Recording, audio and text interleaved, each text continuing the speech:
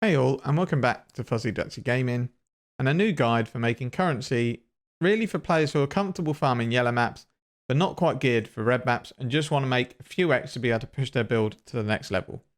If you are able to farm red maps, this strategy is not going to be as profitable as that, but it is a good way to get your gear there.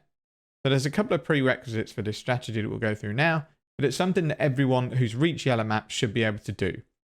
Number one is complete the first two Maven boss fights in Haywalk Hamlet to collect both the essence nodes and take these. Number two is have at least 10 yellow maps to get the strategy started. Any region is fine, but prioritize Haywalk Hamlet. For Atlas setup, you want to set your Atlas up like this. Essentially, you want one watchstone in Haywalk Hamlet and no watchstones anywhere else. What this means is that if you get tier 6, 7 or 8 maps drop, if we highlight them here, you can see that the only place that these can drop is Haywalk Hamlet. So you've got a guaranteed chance if a 6 or 7 or 8 tier map drops, it's going to be in Haywalk Hamlet. This is going to help with your sustain, and it's going to help you get essences, which add a lot of currency to the strategy.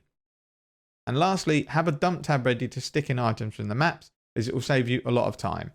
The way I'd recommend doing it is however many maps you want to run in that session, let's say it's 20, just literally dump everything in there. Don't sort it between maps. Just do your 20 maps and then look at what your loot is.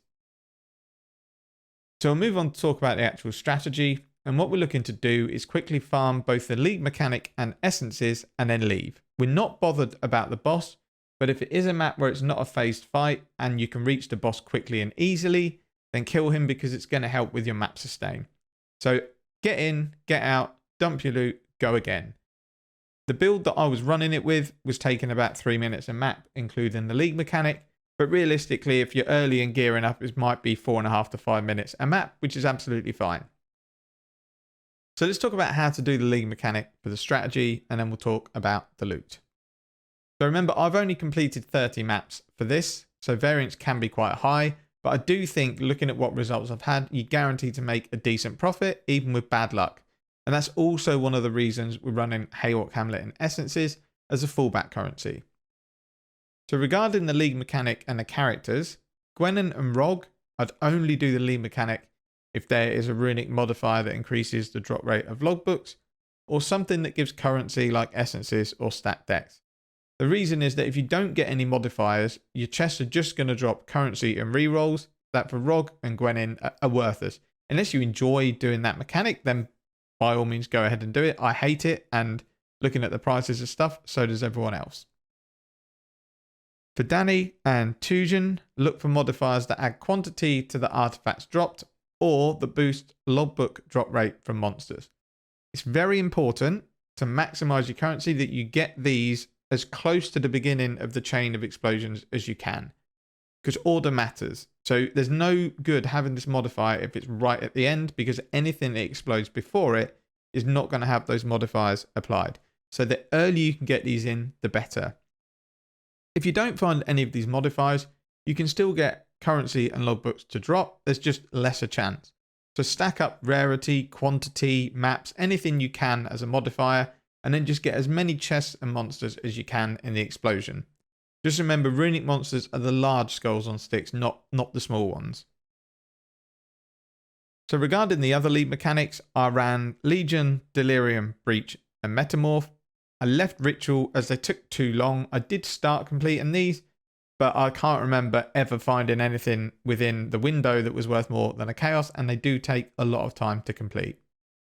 Time is the same reason that I left Blight, as again, it takes too long, and at yellow maps, there's not really anything dropped that's worth currency other than a Blight map, but again, they don't go for a huge amount of currency, and you are quite unlikely to get one in the small sample of maps that you might be running. So let's move on and look at the drops. Again, these will vary massively, so this isn't an estimate of what you can or will make. It's just to show you the type of items that drop and what their value is. So for ease of loot, I've changed any of the sun artifacts to Black Scythe in the vendor, as these are the most expensive and the easiest to sell. So let's first look at the loot, and we'll start with the essences.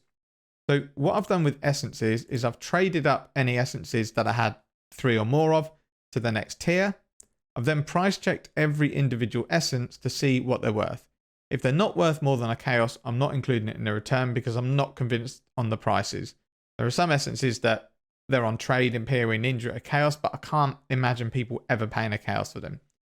The only thing to mention on the essences is you'll notice I've picked up an Essence of Insanity. When I found Remnants of Corruption, I was using them on any purple essences I found. So it'd be ones like Essence of Envy, Essence of Scorn. You don't have to. You could just keep them and sell them because they'll definitely sell. I just took a bit of a gamble to see what I could do. I used 2 and I ended up getting one of these that are worth about 9C. So it's about break even. But you've got a chance to get the ones that are worth more. It's totally up to you how you want to deal with that. So for essences, we had 37 chaos of sellable essences. If I put those up for sale, they would sell within the hour, all of them, and that'd be 37 chaos. We did get very lucky and had 2 logbooks drop. The first one here you can see has Scythe Mercenaries, and they're worth a lot more. They're worth anywhere from sort of 30 to 35 chaos. And the normal ones are worth between 20 and 25. So put 55 chaos on both of these. I'd say this was lucky. You might get 1, 2 is quite lucky. You might get none. They're a nice additional bonus if you can get them, but they're not needed to make money as part of the strategy. And then we'll move on now to the actual currency. So I said I changed up all the sun currencies, and these are the ones that were left for Black Scythe. We also had a decent number of reroll tokens. We had 8 exotic coins, 1 barrel medallion, and 1 scrap metal, which is pretty worthless. So these 2 combined, they're 6C each. So you're looking at 54 chaos for these 9. And then for the currency, we added that up in terms of bulk selling it for what we had. And I've put that through, again, just through PoE trade. I've looked up how much that's going to be worth, and it's worth a total of 32 chaos. So all in all, we've got 188 chaos of stuff from the League mechanic and essences, which is exactly 2 exalts. And I would think running 30 maps is going to take you 2 to 2.5 hours. So you're probably just short of 1 exalt an hour just for that collection of items. And you obviously are going to get other items drop, which we've had.